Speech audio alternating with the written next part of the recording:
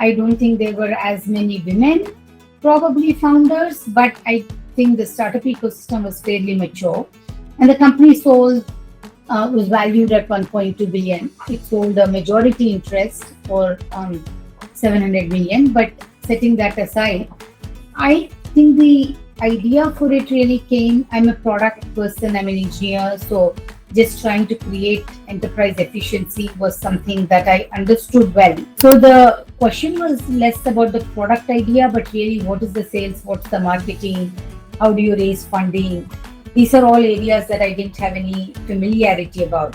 But I think being out of your comfort zone in life is important, because then you can push yourself to understand what are my true competencies. Misho, Ola, Policy Bazaar, so many.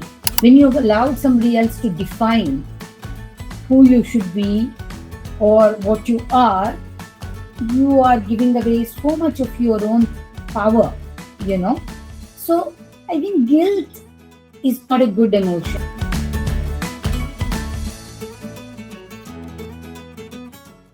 Vani, welcome on our show, and we're very happy to learn about your insights of being into the industry for such a long time and being a woman, being at the helm of the investing industry, which in itself is a man's world, so to speak. But starting with how you began your journey in engineering, with studying at Osmania University in Hyderabad, you said that you were just one of the six women amongst 400 engineering male students in the college. So how was it there, to just be one of the single digit women in a crowd of men? Were you able to fully put across your ideas? Was it collaborative for you? And how did you go about it?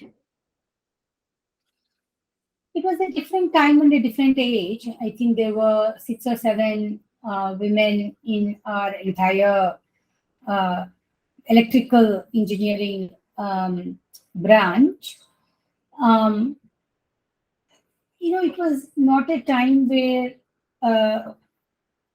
we practiced that much individual voice and individual opinion.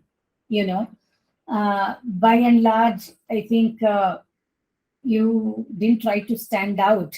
You tried to go with the herd. So I don't think it was the place where I cultivated speaking my mind or getting into healthy debates. I think it was about studying and being focused on that. So I don't think that was the uh, bed of building confidence and building an individual identity. Got it. But like you said, the times have changed now. People right from the school are very competitive and they want to build an identity of their own. But Yeah. yeah, moving away from the college, you refused to take a public sector job as well, since you wanted to pursue masters in abroad.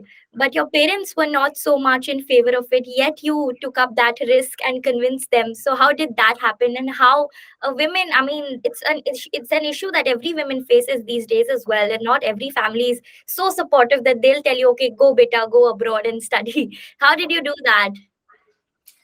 I think, as a mother myself, I can totally now with grown children, I can totally also understand the parents' anxiety.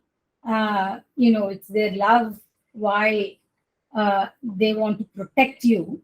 But it's also inevitable that when you protect, you make somebody's life smaller and smaller. So I think you have to find a healthy balance of leveraging, obviously, your family's love and care for you, but also being able to build that identity of what you want to do and what makes you um, happy. But I think in my case, it's not so much that, you know, someone just say, oh, yeah, yeah, go ahead. Or someone to say, absolutely, you can't go. I think it's also conversation to be able to, it's a first step of conversations to how do you deal with disagreements or difference of opinions.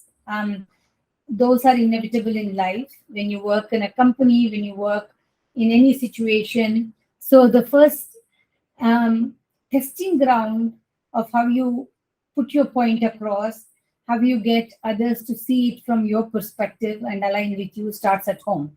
Okay. So I think my selling to get to where I wanted to get to started at home by convincing my parents of what I wanted to do and getting their support for it. But it's important Right. to not put it into buckets. They supported, they didn't support. I think it's important to also understand and see how to create, uh, you know, uh, um those conversations that parties can find a middle ground. Right. But like you said, the times were different then, and in India, the gender mix was clearly different. But when you went abroad to study your master's in the same field of engineering, how was it there? I think it was for me a very different experience, both from personal responsibility and hence also personal freedom, and not having as much of a safety net, obviously, as when you are with your parents. And then, but it was also, I would say, exhilarating in sort of the newness of it, learning so many new things, being constantly challenged, uh, discovering your strengths. It took a lot of, I think, discipline also. But it was a very exhilarating time because I was learning so much new all the time, right? In so many areas, not just, from a education perspective, even my personal growth in discovering what are my interests, can I pursue them, all of that. So I remember that period as a very high growth period for me, personally, of course, professionally, but personally also. Yeah, and then you extended into another high growth period when you started something of your own. So how did the idea of RightWorks come into the picture, and how did you grow it to an extent that you sold it for about $700 million at a time when the startup industry was just coming up? Well, the startup industry in Silicon Valley was fairly mature, right? Even by the time I started, I don't think there were as many women, probably founders, but I think the startup ecosystem was fairly mature. And the company was valued at 1.2 billion. It sold a majority interest for 700 million. But setting that aside, I think the idea for it really came. I'm a product person, I'm an engineer, so just trying to create enterprise efficiency was something that I understood well, the subject. So the question was less about the product idea, but really what is the sales, what's the marketing, how do you raise funding? These are all areas that I didn't have any familiarity about. But I think being out of your comfort zone in life is important because then you can push yourself to understand what are my true competencies. So I think it also gave me a chance to really uh, learn so many things that I didn't know before or that I didn't have exposure to before. And, sometimes you don't overthink it. You put one foot in front of the other and you keep walking till you reach your destination. I think when something feels difficult or complex, that's what I tend to do. So that idea of RightWorks was by accidents, or you had planned it through that you want to become an entrepreneur? I think entrepreneurship was probably not a total accident, although I didn't have any intention when I was here in India of being an entrepreneur. But I had a job in Silicon Valley after I finished my education. And of course, entrepreneurship is always happening in and around Silicon Valley. So just that itself was not new, but the idea itself took iteratively talking to several customers to be able to hone into the right idea. Got it. And then what got you back into India after your second startup in Silicon Valley? In 2006 when you returned to India, at least the startup stage here was at a very nascent phase. How did you understand that the market here is going to boom and take the decision to launch a fund of your own? Yeah, I think I probably that happened accidentally, so to speak. I think I'd gotten out of my second company, and I was looking at what to do next. And somehow there was a conversation about India. I came to India, just the energy and how India was opening. I got very, very, very excited. So I decided that, I really wanted to give it a try and see how it works. And, that's really how it started. And then you said that one of your best investments of Indo-US Ventures, which was the name earlier, was in a company called Via, and you got inspired to invest in it through your conversation with the taxi driver once. So if you could just take us through that story and how, on the field experiences help you connect with people and entrepreneurs better rather than just maybe sitting in the conference room ideating or while taking the shower. But I tend to want to learn. Uh, I have a natural curiosity for it. So when you meet people, you talk, you try to understand their life, their constraints, their needs. And many of the investments come out of uh, really getting a pulse for what the market needs. And, so I think several of our investments have happened like that for me, where, you're talking to uh, uh, uh, the real India, and you look at where do they want to spend their money, how do they want to spend their time, what are their priorities, what are their constraints, what are they challenged with, right? And you know um, and that triggers thought process on curiosity to learn more. So I think almost all of our investments, there's a deep research that we do in order to really understand the viability and the customer opportunity. So we are a much more of a thesis-led investor that tries to really deeply understand the problem and the domain. Got it. Any stories that you'd like to mention about how you picked up from real life conversations from real people around? Um, I think there are so many stories, but I think uh, if I look at Myntra, we had I was looking for what's available online from ordering, and I had ordered, and I was so blown away by their quality of customer service. I said any company that provides this kind of a service, will do well in India, which was a, how should I say, service starved country, so to speak, from how a customer is treated. So I think there are many such uh, epiphanies, if you will, right? So, yeah, that's what I would say. Yeah, now that you've spoken of Mintra, can you also tell us about how did you spot Urban Ladder and Dream 11, which is one of your sweet spots of investments? How did you happen to have a conversation with the founders and take a decision to invest into them?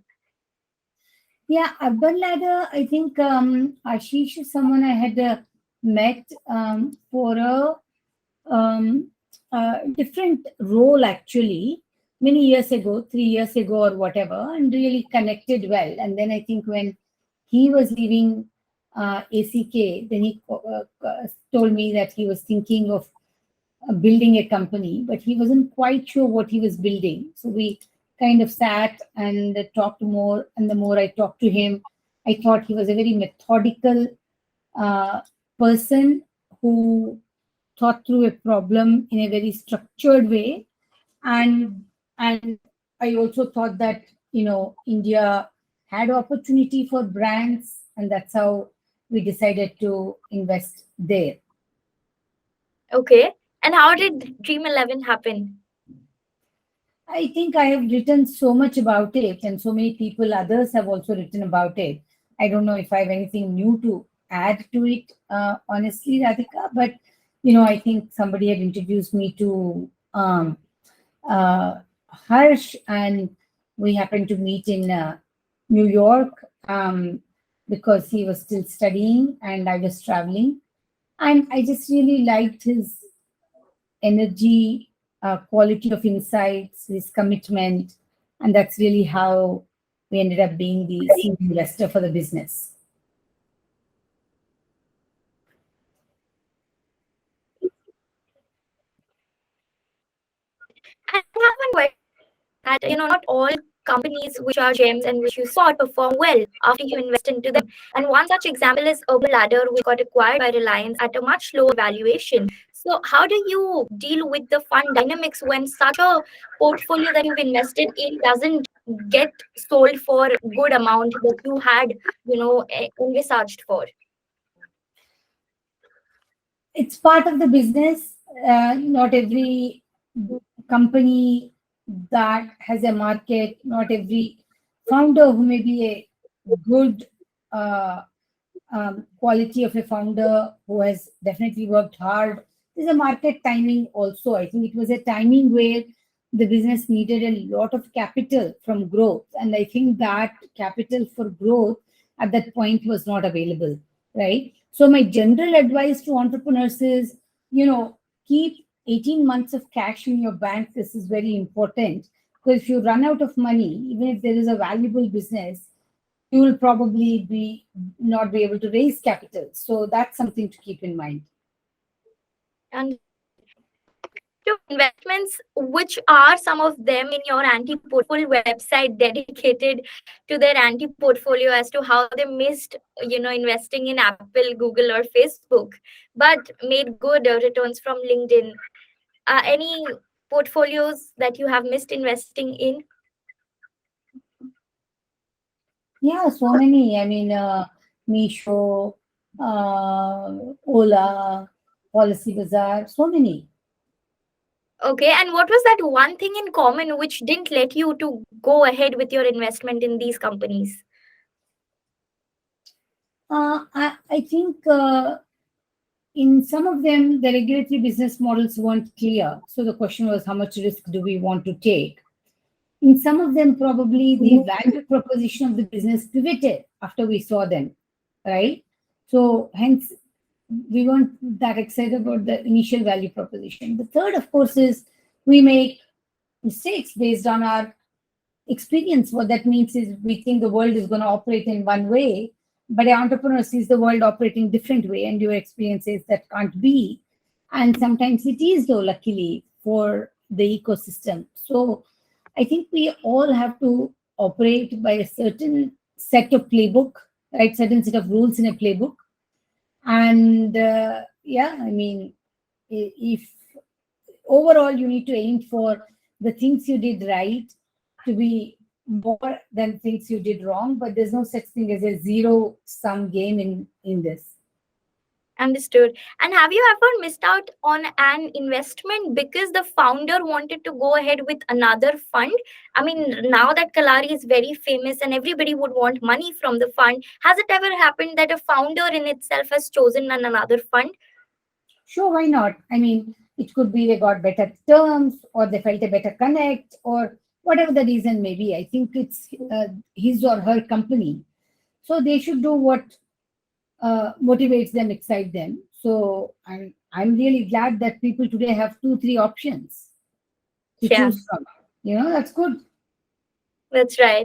And how, if I were to ask you, how has the industry changed from 2006 till now in terms of the money the founders ask and in terms of the proposals you get? How has the whole scene changed and how have you adapted to the change with the team in place? Definitely, the scenario has changed a lot, right? There are many more options to founders, which is a good thing, which means there are plenty of founders out there. There are sectorial funds. There are many ways in which this has changed. Change is inevitable. And 2 decades ago, we had no role in venture capital at all. Considering that today we have so many more companies, the only ones that can afford to not change are the ones where they deal with moss, right? Everything else changes over time. So recognizing that, wanting to be part of it, sometimes people don't want to be part of it, that's okay. But encouraging very honest discussions among us is the most important thing. Yeah. But tell me one thing, Vani, that you are one of the few women at the leadership level. So it does it really take to be an outlier to be in a man's world? Do you really have to become aggressive and lose out on your feminine qualities to adjust into a world like this and to reach to the top? Radhika, these are all useless questions in the sense that all of us have to reflect for our own sake, You what is it that I want to do with my life? That's the biggest gift that's given to us. I have a life, I have a choice, right? That is really what we have. And what do I want to do, right? I don't see myself as aggressive, not having feminine qualities. Aren't we perpetuating the same stereotypes? I mean, somebody wants to do something, go do it. And there's always a million people who will tell you you can't, or somebody who discourages you, or somebody maybe even thwarts your efforts. So, but I don't particularly spend time giving energy to that. Okay. So, uh, you know, I think we have a bad myth that even we women perpetuate when you say we have to give up all our feminine qualities to reach the top or be successful. I mean, why do we think that? If you tell yourself, look, this is who I am, this is how I'm going to be, feminine or otherwise, and whatever I do will be in that context, right? So I don't really understand, I guess, in my head and hence in my actions, uh, that there are any barriers. I'm sure there are, but you run through them. Yeah, of course, your personality defines your growth as well.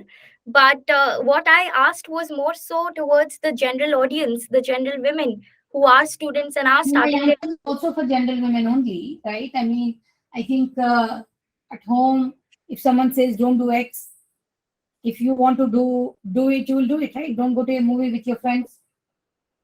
Yeah, Then why don't you do it in all aspects of your life? You want to be astronaut, go be an astronaut. You want to be a conservationist, whatever, right? I mean, just figure out your interests, go pursue it with passion. That at the end of the day is all that life is about. Be passionate for to do what you really, really care to do. right. It doesn't have And to mean a measure financially only. You're being at the pinnacle of what you do really well. That gives you lots of happiness or joy or confidence. Doesn't always have to measure in financial outcomes.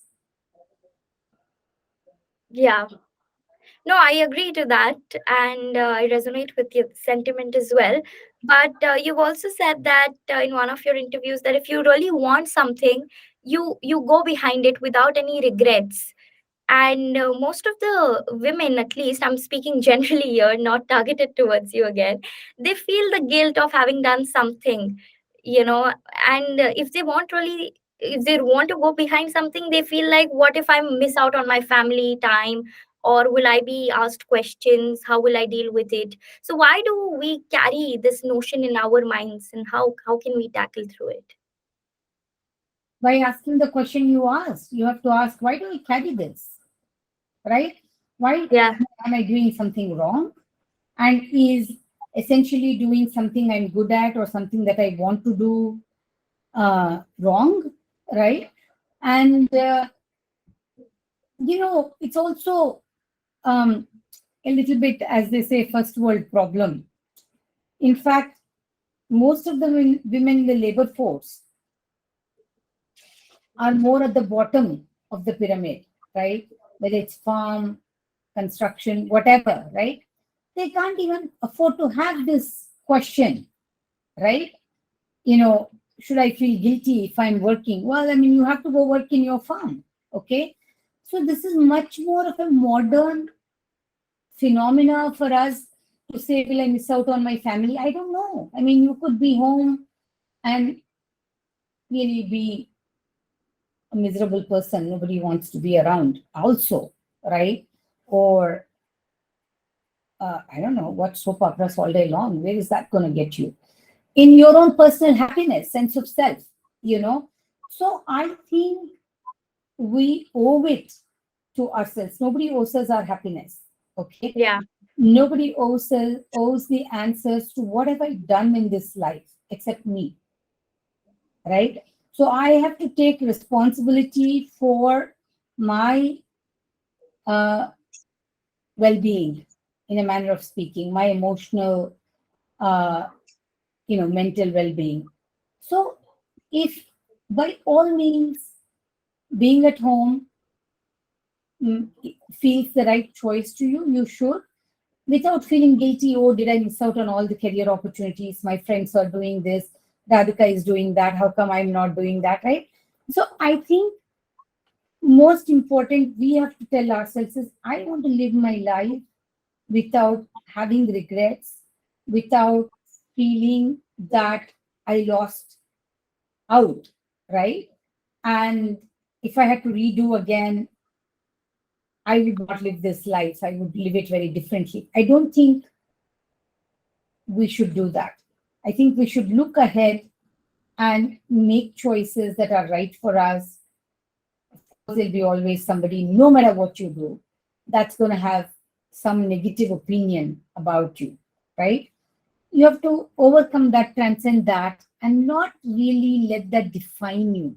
I think when somebody else, when you've allowed somebody else to define who you should be or what you are giving away so much of your own power, you know.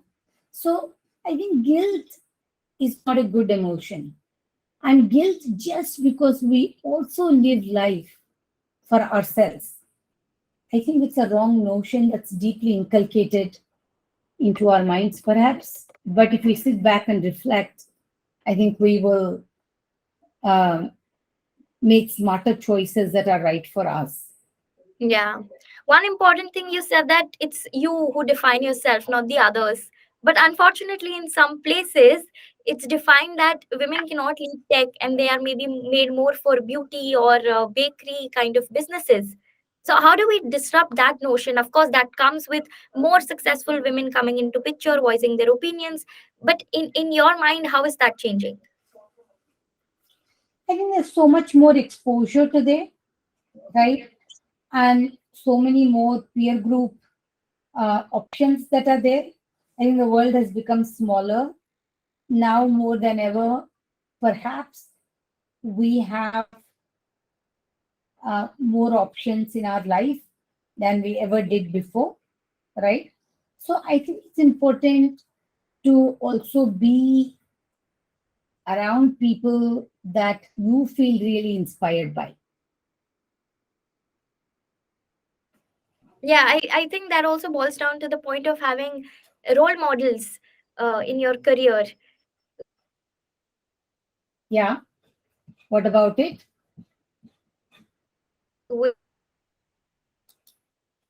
Hello, Radhika. Which Hello. Hello, Radhika. Can you hear me? Hello. yeah, can you hear me? Yeah, now I can hear you. Okay. Yeah, so sorry, I couldn't hear the last part of what you were saying. There was some disturbance. No, why don't we repeat the question then? Okay. Yeah, cool. I was talking about the fact that you mentioned of having role models, and it's very important for any women that they have somebody to look up to, because if there are only men in the organization, they'll feel like, okay, if a man only has to lead to the top, why am I even trying? But if they see a Yeah. same women in the same organization, they feel like pushing themselves and also learning so much. So, how do you think are different forums today changing that, and any forums that you specifically are part of from other successful women and from yourself? So I'm part of many groups and initiatives. We recently did our cxxo initiative, which which went fabulously well. But I do think that um, is encouragement to yourself. You are your best. You have to be your best critique and best cheerleader. And you have to know where to take genuine feedback and where not to. Now, about role models, I think you, it can be men or women, obviously, but someone who shares your same value system and shares your passion for things, and hopefully, not hopefully, I mean necessarily, has moved ahead into a larger role. And so, if you can find that with that person, that click with that person, then I think it can work great. Yeah, that's right. But again, one thing that I will cite is what I've heard from the other interviewers who have spoken to me while they were working in their other firms at global levels. They said that they are more comfortable with male mentors, the women young students, and they said that women mentors are anyways very highly competitive and insecure of their position, because anyways they are few in number and they feel like, what if this person takes me over? And this has also been faced in different boardrooms as per what I've heard. They say that if they see some misbehavior happening, they will still not speak up, because they think that why should I compromise on my position? So do you also resonate with this, or is it different for different geographies? I don't know if I resonated as much with this, Radhika. I do think that there is a role um, in evolution of anything with policy and with governance and all of that. But that's not what we are talking about here. I don't particularly feel like I had any primary issues, while actively working as I have done. I think for role models, I have really good female friends. I also have good male friends. But it's important, I think, though I didn't do this in the beginning, to have a person in your corner, a cake or someone who doesn't get affected when you say, I can't talk to you next 5 days because I have to put my head down and do a project, right? So you want someone who's understanding that way. Yeah, yeah, that's so right. And networking is a very basic part of the world of investing. But as we know that women also has a second job, which is a family. And in one of your interviews, you only said that they don't get enough time as a man would in terms of golfing, poker, and other activities which are a part of socializing and making network. So how can we get into the same circles as the men even do, and also leverage some of the opportunities from such activities? Yeah, sure. I mean, I think uh, first, like I said, you have to focus on your own self development and self improvement and what it is that you're looking to achieve. And if it's possible to have mentors who can immediately help you and be that role model, that's fine. I think, I don't think, uh, I think, see, nothing can start as an action that is not in your mind at some level as a thought. Okay. So if you think guilty, then your actions also somewhere will have that uh, whiff. Okay. Same way with mentors or same way with anything else. I think positive intention matters a lot. Yeah, I think it all boils down to your individual choices that you make. And And being confident and comfortable about those choices, not getting into this debate of who agreed, who didn't agree, who approves, who doesn't approve. correct. Shouldn't matter. Yeah, that's so true. And there was a notion earlier that there's only a bros club and not a women's club specifically. And with cxxo, I think you are changing that notion. So if you could tell us a little bit about how you are helping women founders, and if you support rural women founders also, what percentage of the fund goes to such people from low-income communities? So cxxo is a early stage fund. It's a tech fund, so we are not, and this is not about, you know, so cxxo is really a early stage startup ecosystem, right? Hmm. So for mentoring, for guiding, for coaching, and for building a great community and good relationships, right? So given that, I don't think somebody could be from uh, uh, rural and start a company, but it's not that kind of a initiative. Yeah. Hmm? So yeah, but I think it's really about providing safe space for female founders to learn and grow and build relationships effectively, and that's really what it is. Got it. And I wanted to just ask you this question as to why did you feel a need to start this women-centric fund rather recently and not earlier? What were the It's triggering more points? a community platform than it's a fund, although funding is also part of it. Why? I think just it's a group of women who came together and said, let us do it. You know, sometimes, again, rather than worry about why didn't I do it 10 years before, I think I can do it now, let me do it. That was the mindset. Got it. Cool. And I have a few rapid fire questions, which I'll ask you, and maybe you can give me answers to it in 3 to 4 pointers, whichever Sure, you sure. feel like. Yeah. So, what are some of the false notions that people have about venture capital industry? That it's an easy job and you can make money quickly. It's not an easy job. It takes a lot of patience, a lot of hard work. People don't, in fact, know that, uh, it takes that, and it takes a lot of time before you can uh, truly reach a level of success in this field. So that's the mistaken notion, I think. Yeah.